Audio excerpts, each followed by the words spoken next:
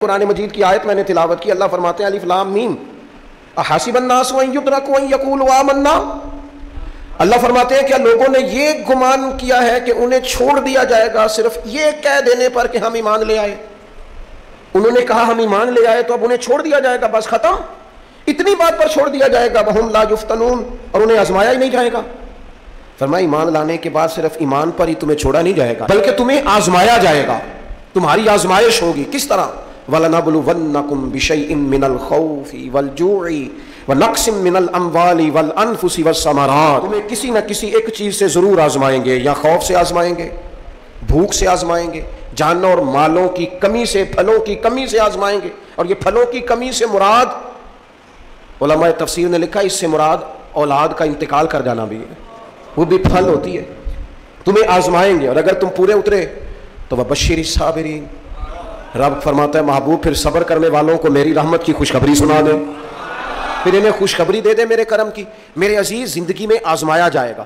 نبی اکرم نور مجسم شفیع معظم صلی اللہ علیہ وسلم کی بارگاہ میں حضرت خباب بن ارت رضی اللہ تعالیٰ عنہ خانہ کعبہ کے ساتھ ٹیک لگائے بیٹھے تھے. تو حضرت خباب عرض کرنے لگے یا رسول اللہ اتنی تکلیفیں آ رہی ہیں، کافر اتنا ستا رہے ہیں، ہمیں پریشان کیا جا رہا ہے، ہم سخت آزمائش میں، حضور آپ اللہ کی بارگاہ میں دعا کیوں نہیں کرتے ہمارے لیے؟ نبی پاک علیہ السلام فرمانے لگے تم سے پہلے لوگوں کا حال پتہ کیا تھا؟ یہ صحیح حدیث بخاری میں موجود ہے. فرمایا تم سے پہلے لوگوں کا حال یہ تھا کہ انہیں گڑھے کے اندر رکھ کے ان کے جسم کو مٹی سے دبا کے پھر ان کے سروں پر آریاں رکھ کے چیر دیا جاتا تھا، لیکن پھر بھی وہ اپنے دین سے ہٹا نہیں کرتے. نبی پاک علیہ السلام فرمانے لگے تم سے پہلے لوگوں کا یہ عالم تھا کہ ان کے جسم لوہے کی کنگھیوں سے کریت دیے جاتے تھے، ان کا گوشت اتار دیا جاتا تھا، لیکن وہ اپنے دین سے ہٹنے کو تیار نہیں ہوتے تھے. یاری تیری سونے پر ازمائشاں تیریاں اگ، اے سونا پرکھیا جامدہ ہی پہلو نال اگاں دے لگ. اپنی زندگی میں تیار رہیں، ذہنی طور پر آزمائش کے لیے تیار رہیں، مزاج بنائیں. جب بندہ پہلے سے تیار ہوتا ہے نا، اس کا خیال ہوتا ہے کہ آزمائش آ گئی تو میں نے صبر کرنا ہے، پہلے سے اس کی تیاری ہوتی ہے، پھر وہ ذرا گھبراتا نہیں، پریشان نہیں. ہم تیار نہیں ہیں ذہنی طور پر. ہر بندے کو سکھ چاہیے، ہر بندے کو. بلکہ ہمارے ہاں تو لوگ کہتے ہیں مرید ہو رہا ہوں تاکہ میری طرف تکلیف کوئی نہ آئے. میں کیا کرتا ہوں پہلے پیر سے پوچھ لو اسے کبھی آئی ہے کہ نہیں. اگر اسے آئی ہے تو پھر اس کا مطلب ہے تمہیں بھی آ سکتی ہے. لوگ نماز اس لیے شروع کرتے ہیں، کہتے ہیں میں 5 نمازیں بھی پڑھتا ہوں، میں صدقات بھی کرتا ہوں، کام میرا پھر نہیں چلتا. تو میں کہتا ہوں تمہیں پتہ ہی نہیں، نمازی کے لیے تو آزمائش ہے. جتنا جتنا ایمان کامل اتنی اتنی آزمائش بھی زیادہ. اور یہ میں اپنے پاس سے نہیں کہہ رہا. حضرت ابو سعید خدری رضی اللہ تعالیٰ عنہ فرماتے ہیں میں نبی پاک علیہ الصلوۃ والسلام کی خدمت میں حاضر ہوا اور حضور کے دستے مبارک کو چومنے کے لیے میں نے اپنے ہاتھ جب آگے کیے تو تپش تھی، تیز بخار تھا نبی پاک کو. تو حضرت ابو سعید خدری رضی اللہ تعالیٰ عنہ ارشاد فرماتے ہیں کہ میں نے، یہ سنن ابن ماجہ میں فرماتے ہیں میں نے عرض کیا یا رسول اللہ صلی اللہ علیہ وسلم اتنا تیز بخار؟ حضور فرمانے لگے ہم پر جو آزمائشیں آتی ہیں نا انبیاء پر، وہ عام لوگوں سے دگنا آتی ہیں. یہ تو لاڈلے ہیں، یہ تو محبوب ہیں اللہ کے. فرمایا عام لوگوں سے دگنی آزمائش آتی ہے، لیکن فرمایا ہمارا رب بڑا کریم ہے، ہمیں اجر بھی ڈبل ہی عطا کرتا ہے، ہمیں اجر بھی ڈبل ہی عطا کرتا ہے. تو حضرت ابو سعید خدری کہتے ہیں موقع اچھا تھا، میں نے ایک سوال بھی کر دیا. میں نے کہا یا رسول اللہ صلی اللہ علیہ وسلم بتائیے نا بھلا دنیا میں زیادہ آزمائشیں کن کو آتی ہیں؟ تو حضور فرمانے لگے سب سے زیادہ آزمائشیں اللہ کے انبیاء کو آتی ہیں، نبیوں کو آتی ہیں. حضور اس کے بعد فرمایا اس کے بعد ہوتا ہے اسے آتی ہیں. لوگ کیا سمجھیں گے امام حسن کی آزمائش کو؟ لوگ کیسے سمجھیں گے سیدنا امام حسین کی آزمائش؟ فرمایا جو ان کے زیادہ قریب ہوتا ہے اسے زیادہ آزمائش آتی ہے. تو حضور کے سب سے قریب تو امام حسن ہے نا، امام حسین ہے نا. تو کیا سمجھتا ہے قربت بس نسبت کے اظہار کا نام ہے اور بڑے لطف کے ساتھ زندگی گزارنے کا نام ہے؟ تو نبی پاک علیہ الصلوۃ والسلام نے فرمایا بات بڑی مزے کی ہے. فرمایا پھر اللہ کے بعض بندے تو ایسے ہوتے ہیں جنہیں اللہ فقر میں مبتلا کر دیتا ہے. فرمایا ان کے پاس صرف ایک چادر رہ جاتی ہے، فقر ان کے پاس آتا ہے، لیکن جو حدیث کے آخری لفظ ہے نا وہ وجد والے ہیں، وہ وجد والے ہیں، وہ سرور والے ہیں. ہمارا یہ مزاج ہوتا ہے کہ میٹھا میٹھا کھا جاؤ اور ذرا کڑوا آ جائے تو سویرے بھی رہو شام بھی رہو حال ہی کوئی نہیں، غریبی بڑی، پریشانی بڑی، حضرت صاحب گھر سے بیماری جاتی نہیں. اور جناب کیا بتائیں، بعض لوگ تو ایسے ہیں جن کی بات سن کے لگتا ہے زندگی میں کبھی سوئی ہی نہیں، اتنے بڑے بڑے دکھ سناتے ہیں. او خدا کی رحمت کا بھی تو ذکر کرنا، خدا نے جو تیرے اوپر انعامات کیے ہیں ان کا بھی تو ذکر کرنا، ان کا تذکرہ ہی نہیں کر رہا میرا بھائی. نبی پاک علیہ السلام نے فرمایا ان لوگوں پر دکھ آتے ہیں پر قربان ہونے کو جی چاہتا ہے ان لفظوں پر آنے لگے وہ رب کی طرف سے آنے والے دکھ پر بھی اس طرح راضی ہوتے ہیں جس طرح تم میں سے کوئی راحت ملنے پر راضی ہوتا ہے. سکون والی چیز ملنے پر جس طرح تم راضی ہوتے ہو اس طرح وہ دکھوں پر بھی راضی ہوتے ہیں. دکھ قبول محمد بخشا, دکھ قبول محمد بخشا, پر ایک شرط لگائی چھوٹی سی میاں صاحب نے, انہوں نے کہا 100 دفعہ قبول ہے, دکھ 100 دفعہ قبول, دکھ قبول محمد بخشا پر راضی رہن پیارے. یہ شرط یہ ہے کہ تو راضی رہ, تو راضی رہ, دکھ قبول محمد بخشا, راضی رہن پیارے. اور حضرت سلطان صاحب کہنے لگے ایسا حوالے رب دے, ایسا عشق کمایا ہے اسی مرن تو پہلو ہی مر گیا, باہو تا مطلب نو پایا ہے, ہم نے تو پہلے سے ہی نتیجہ نکال دیا. تو سکون ڈھونڈنے نکلا ہے, تو چاہتا ہے زندگی میں آرام مل جائے. کائنات میں سب سے زیادہ پیار اللہ کا اپنے محبوب کے ساتھ. لیکن دیکھ لو نا, پیدائش سے پہلے ہی حضور کے والد چلے گئے. 4 سال یا 6 سال کی عمر میں والدہ گئیں. 8 سال کی عمر تھی, محبوب کے دادا کا جنازہ اٹھا تو محبوب پیچھے پیچھے جنازے کے جا رہے تھے. پھر وقت آیا جب تبلیغ دین کا, تو دنیا کا کون سا دکھ اور کون سی تکلیف اور کون سی اذیت ہے جو گئی. لیکن کریم ہر وقت کہتے ہیں افلا اکون عبدا شکورا, میں رب کا شکر گزار بندہ نہ بنوں. ہر مقام پر کبھی بدر, کبھی احد, اور ہر طرح کی تکلیف, ہر طرح کی تکلیف. کبھی بیٹیوں کا دکھ, کبھی سیدہ عائشہ صدیقہ کے بارے میں منافقوں کی نازیبہ گفتگو. سارے دکھ محبوب کی حیات پاک میں رہے, کریم نے ان دکھوں کو برداشت کیا. پھر آپ دیکھ لیں دور حضرت صدیق اکبر کا آیا تو حضرت ابوبکر صدیق اس امت میں نبیوں کے بعد سب سے بڑا درجہ رکھتے ہیں. لیکن کوئی زندگی اس طرح کی تو نہیں کہ بڑے 2.25 سال بڑے آرام سے حکومت کی ہو.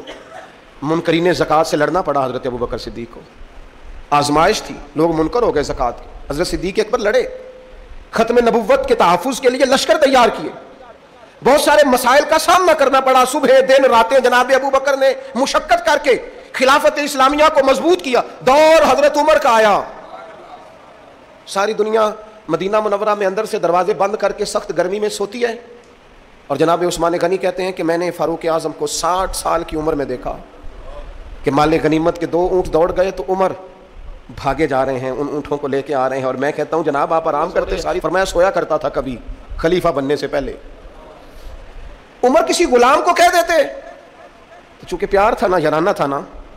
حضرت عثمان بڑی محبت سے کہتے ہیں امیر المومنین کسی غلام سے کہتے ہیں اگر مال غنیمت کے اونٹ چلے گئے تھے تو لے آتا. تو حضرت عثمان کے کندھے پہ ہاتھ رکھ کے جناب عمر رو پڑے, کہنے لگے یار یہ حضور کے دین کی امانت بڑی ذمہ داری ہے, لے او سجنا اساں توڑ نہیں بھائی, اساں جان بھی دتی تیرا تیرے, یہ بڑی ڈیوٹی ہے, یہ بڑی ذمہ داری ہے. میں کیسے غلام کو بھیج دیتا, مسلمانوں کا مال ہے, جب ڈیوٹی میری ہے تو کیسے کسی کو بھیج. آزمائش ہے, یہ دکھ ہے. 22-24 لاکھ مربع میل کے حکمران حضرت عثمان غنی, ان کا دور آ گیا. یعنی وہ شخص جس نے چڑھتی جوانی میں بھی نظریں جھکا کے رکھی, اور جس شخص نے اپنا سارا مال دین پر قربان کر دیا, اس کے گھر کا گھیرا تنگ کر لیا گیا. بہت بڑی ذمہ داری حضرت عثمان پر آئی, بڑی. اور جناب عثمان غنی کا حال یہ ہے کہ 40 دن گزر گئے. جس شخص کے اپنے ذاتی مصارف لاکھوں کروڑوں میں لوگوں پر خرچ ہوتے ہیں, 40 دن سے اس نے کھانا نہیں کھایا, اسے ڈھب اور سلیقے سے روٹی پانی نہیں ملا, گھر میں قید ہیں. لوگوں نے کہا عثمان ہمیں کہنے لگے کیسے دے دوں, حضور کا مدینہ اور میری وجہ سے خون بہہ جائے, بس میرے اوپر آئی ہے تو میں نبھاؤں گا, یہ ذمہ داری ہے. کہا پھر عثمان خلافت, فرمایا یار یہ بھی میری مجبوری ہے. میرے نبی پاک نے فرمایا تھا عثمان اللہ تمہیں قمیض پہنائے گا, لوگ اتارنا چاہیں گے, دیکھنا اتارنا نہ, وہ قمیض نہ اتارنا, کیسے چھوڑ دوں. حضرت عثمان بھی شہید ہو گئے, جناب عمر بھی شہید ہو گئے. حضرت علی المرتضیٰ شیر خدا, وہ کیا 9-10 سال کی عمر سے حضور کے ساتھ چلے, ہر غزوے میں, ہر میدان میں, ہر جہاد میں, ہر جگہ آگے آگے.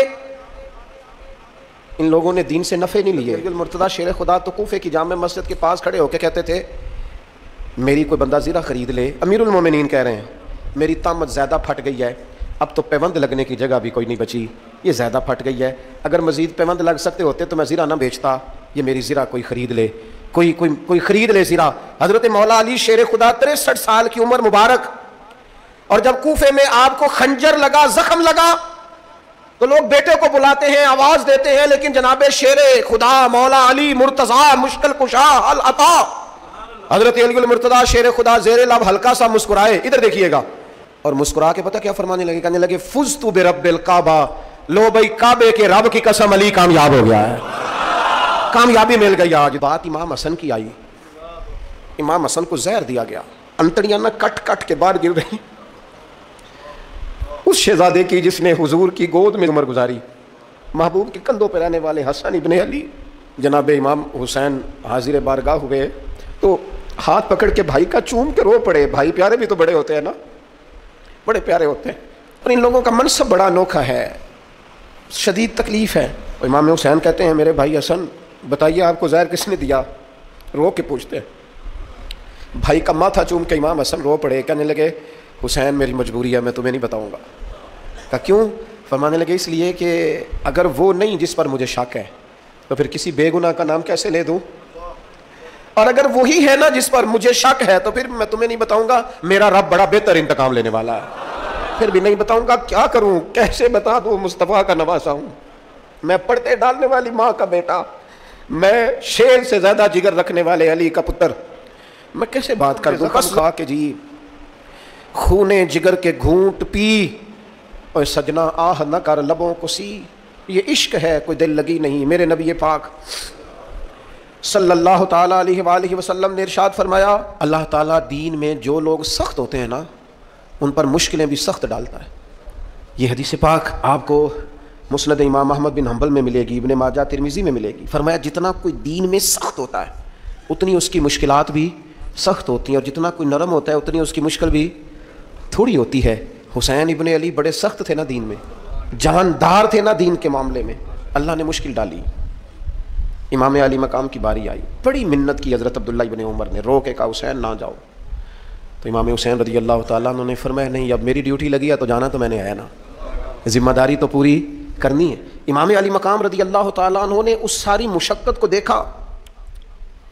گھر چھوڑنا بڑا مشکل کام ہے, گھر چھوڑنا.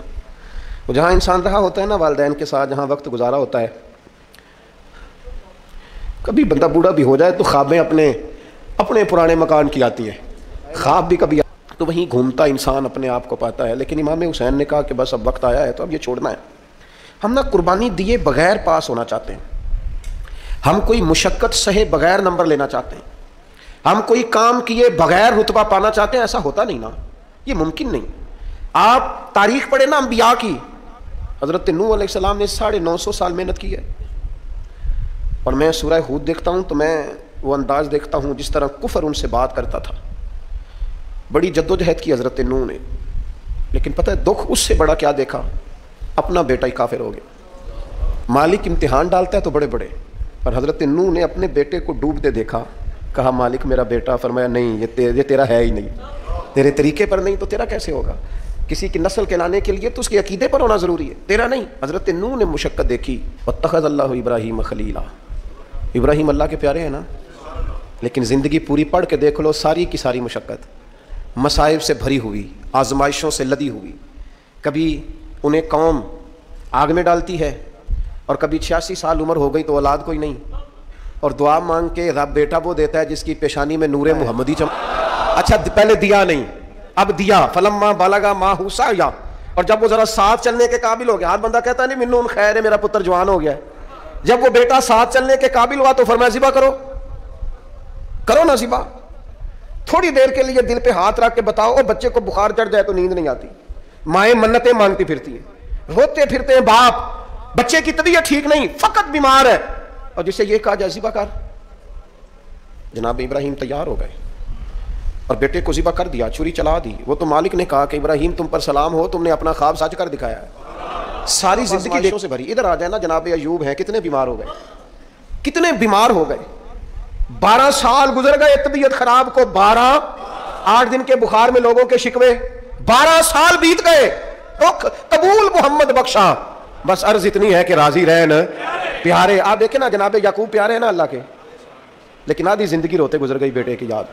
جناب یوسف پیارے ہیں نا, سونا بنا کے نا, اور باپ کا لاڈلا بنا کے نا, محبت پوری کرا کے, پیار پورا. یا بنی لا تقصص رؤیاک علی اخوتک فیکیدوا لک کیدا ان الشیطان عدو مبین. او میرے بیٹے بھائیوں سے بات نہ کرنا ورنہ وہ کچال چلیں گے, شیطان آدمی کا کھلا دشمن ہے. اتنا دنیا میں پیارا بچہ اور اس وقت کوئی نہیں تھا جتنے جناب یوسف ہیں، پر یوسف کبھی بھائیوں کی مار کھائیں، کبھی کنویں میں جائیں، کریم کا کرم ہے نا، کنویں میں پھینکے تو بچا لیں، لیکن وہاں سے نکلے تو پھر وہ بکیں، پھر کبھی یہاں بکیں، کبھی مصر کے بازار میں بکیں۔ اور یار تو غور تو کر، وہی جناب یوسف اللہ کے پیغمبر پھر جیل جائے، ساری تکلیفیں سہ کے فرمایا لو یوسف اب میں تمہیں مصر کا بادشاہ بناتا ہوں۔ آپ جس کی بھی تاریخ ٹٹول کے لائیں گے نا وہ آزمائشوں والی والا نہ بلو من الخوف، ہم ضرور تمہیں آزمائیں گے۔ امام حسین کی باری آئی، وطن چھوڑنا ہے حسین کو۔ امام علی مقام نے کہا کہ ہجرت کی تھی نا، حضور نے بھی وطن چھوڑا تھا، دور کھڑے ہیں نانا تیرے کرم کے خزینے کی خیر ہو، میں جا رہا ہوں تیرے مدینے کی خیر ہو۔ پھر حسین ابن علی وہاں سے نکلے، بچے ساتھ، ڈٹنا پڑا، بھوک پیاس، بچوں کا ساتھ، پھر بچوں کی شہادتیں، یہ ساری چیزیں انسان کو کمزور کر دیتی ہیں نا، لیکن جس کی شان بڑی ہوتی ہے اس کی آزمائش بھی بڑی ہوتی ہے۔ چھوٹی چھوٹی باتوں سے گھبرا جانے والی امت، ذرا ذرا سی بات پر پریشان ہو جانے والے لوگ، لڑکھڑاتے قدم، بے چینیاں، بے قراریاں، بہتے آنسو اور ہر وقت مظلومیت کا اظہار کرتی قوم اگر اپنے قدموں پہ کھڑا ہونا چاہتی ہے، امت اگر پھر سے امت سازی چاہتی ہے، امت اگر کھڑے ہو کے اور اللہ کی عطا پر راضی رہ کر اپنی زندگی گزارنا چاہتی ہے، ایک ہی فارمولہ ہے، اس قوم کو امام حسین کی سیرت سے آگاہ کر دو، اس امت کو نبی پاک کے شانوں والے نواسے کی عظمتیں بتا دو۔ یہ جو لوگ سہمے سہمے ڈرے ڈرے سے، پریشان سے، کمزور سے، غریبی کی بات کرتے، دیہاتی ہونے کی بات کرتے، سہمی سہمی باتیں کرتے، انہیں کہو ڈرو نہ، وہ دیکھو پردیس میں حسین تھوڑی دیر پہلے حضرت علی اکبر کی لاش مبارک اٹھا کے لائے ہیں اور لا کر کے خیمے میں رکھی ہے، لیکن انہیں پتا ہے کل بھی تو جانا ہے نا، انہیں پتا ہے نا کتنے کو سال جینا ہے، بالآخر جانا تو ہے نا۔ جس دھج سے کوئی مقتل میں گیا وہ شان سلامت رہتی ہے، اس جان کی کوئی بات نہیں، یہ جان تو آنی جانی ہے، موت بستر پہ بھی آ جایا کرتی ہے، لیکن جو میدانوں میں ڈٹ کے رہتے ہیں ان کو تاریخ ذرا زندہ رکھا کرتی ہے۔ کمزور زندگی نہ گزارو، ڈری ہوئی زندگی نہ گزارو، اور یہ کبھی نہ کہو ہائے حسین، ہم ہائے حسین والے نہیں، ہم واہ حسین والے ہیں۔ ہمارے بزرگوں نے ہمیں یہ سبق دیا ہے، ہم نے کہنا واہ حسین، کیا کمال کر دی امام علی حسین، آپ کی عظمت پہ قربان۔ اتنے سارے دکھوں کے باوجود جب شانوں والے نانا کا شانوں والا پوتا، عظمتوں والی ماں کا عظمتوں والا بیٹا، جرت مند باپ کا بیٹا میدان میں نکلنے لگا ہے تو ڈرا ڈرا سہما سہما رو کے دلا سے دے کے آنسو پونچھ کے نہیں، بلکہ امام حسین نے ڈٹ کے کھڑے ہو کے وہ امامہ سر پہ باندھا جو محمد عربی نے عطا فرمایا تھا، وہ جبہ پہنا جو نانا نے دیا تھا، وہ تلوار پکڑی جو شیر خدا مولا علی پکڑتے تھے، اور حسین میتوں کے باوجود میدان میں آئے، فرمایا سامنے کھڑے ہو جاؤ، تمہیں خطبہ دینا ہے، اس لیے کہ محمد عربی کا طریقہ ہے جمعے والے دن خطبہ دیا جاتا، پورے وثوق سے اتمام حجت کیا۔ اور حسین ابن علی ایسے تو نہیں تھے کہ ڈرے بڑا تھے تو ان سے تلوار نہیں چلی، انہوں نے تلوار چلائی، جو ایک ایک دو دو کر کے آتے رہے وہ کٹتے رہے، وہ کٹتے رہے، پھر آواز ایک گونجی پیچھے سے، وہ اکیلے اکیلے کیوں جاتے ہو، تمہیں پتا ہے علی کا بیٹا ہے، علی کا گھر تو وہ گھر ہے کہ جس گھر کا ہر ایک بچہ جسے دیکھو وہی شیر خدا، معلوم ہوتا ہے اکیلے اکیلے جاؤ گے تو تم چہرے کی روشنی نہیں دیکھ رہے، آنکھوں کی سرخی نہیں دیکھ رہے، مزاج کا ولولہ نہیں دیکھ رہے، طبیعت کا باغ پن نہیں دیکھ رہے، اور جوانی میں شہادت کی لذت سے آشنا محمد کا نواسا نہیں دیکھ رہے، ذرا مل کے جاؤ، حسین ابن علی شہید ہوئے ہیں پر شان و شوکت کے ساتھ، ہاں ہاں حسین ابن علی دنیا سے تشریف لے گئے ہیں پر عزت وقار اور عظمت کے ساتھ، ہاں حسین ابن علی کا سر کٹا ہے، مخالف نے تو اپنی طرف سے نیزے کی نوک پہ چڑھایا تھا پر حسین کا سر بول بول کے کہہ رہا تھا دیکھ لو میں کٹ بھی گیا ہوں پھر بھی سب سے اونچا ہوں، وہ دیکھو میں سب سے اونچا ہوں، سب سے اونچا ہوں میں۔ اے حسین ابن علی، نازش آل نبی تم پر سلام، اے حسین ابن علی تم پر سلام، نازش آل نبی تم پر سلام۔ کسی نے حد کر دی، اس نے کہا مورخ تو کتنا کو لکھے گا، خطیب تو کتنا کو واز کرے گا، او مصنف تو حسین ابن علی کی شان میں کہاں تک بات کرے گا، تو میرے امام کا باقپن، ان کی جرت، ان کی طاقت، ان کی ہمت، ان کا کمال، ان کا صبر، ان کی استقامت، ان کا حوصلہ، ان کی جوامردی، ان کی ہمت کتنی کو بیان کرے گا، تو رہنے دے۔ اس نے کہا پھر کیوں رہنے دوں، کہنے لگے حسین ابن علی کی شان رفعت کوئی کیا جانے یہ حسن جانے، حسین ابن علی کی شان رفعت کوئی کیا جانے یہ حسن جانے، یہ علی جانے، یہ نبی جانے یا خدا جانے۔ ہماری طاقت نہیں ہے کہ ہم امام علی مقام کی عظمت کو بیان کر، بس چپ کر میرے علی، ایتھے جا نہیں ہو۔ امام کا تذکرہ بندے کو جوان کرتا ہے، باہمت کرتا ہے، جینے کا حوصلہ دیتا ہے، میدانوں میں کھڑا کرتا ہے، وہی ہے تیرے زمانے کا امام برحق جو تجھے حاضر و موجود سے بیزار کرے اور موت کی شکل میں دکھلا کے تجھے جلوہ یار زندگی تیرے لیے اور بھی دشوار کرے. اور پلٹنا، جھپٹنا، جھپٹ کر پلٹنا، یہ لہو گرم رکھنے کا ہے ایک بہانہ. لہٰذا طاقتور بنو، باہمت بنو، کربلا کے واقعے سے طاقت حاصل کرو. پھر کہتا ہوں ہم ہائے حسین، ہم تو واہ حسین والے ہیں. ہمارا کہنا ہے کہ واہ حسین، اے حسین ابن علی تم پر سلام، نازش آل نبی تم پر سلام. ہم کہہ رہے ہیں واہ حسین، واہ حسین، واہ حسین، واہ حسین، یا حسین، واہ حسین، یا حسین، واہ حسین، واہ حسین، یا حسین، واہ حسین. اپنے مزاج میں طاقت پیدا کرو، اپنے بچوں کو یہ قوت ارادی، قوت فیصلہ آنے والی نسل کو منتقل کریں، یہ ہمت، جذبہ. اور بالخصوص ماؤں بہنوں بیٹیوں کو بتائیں کہ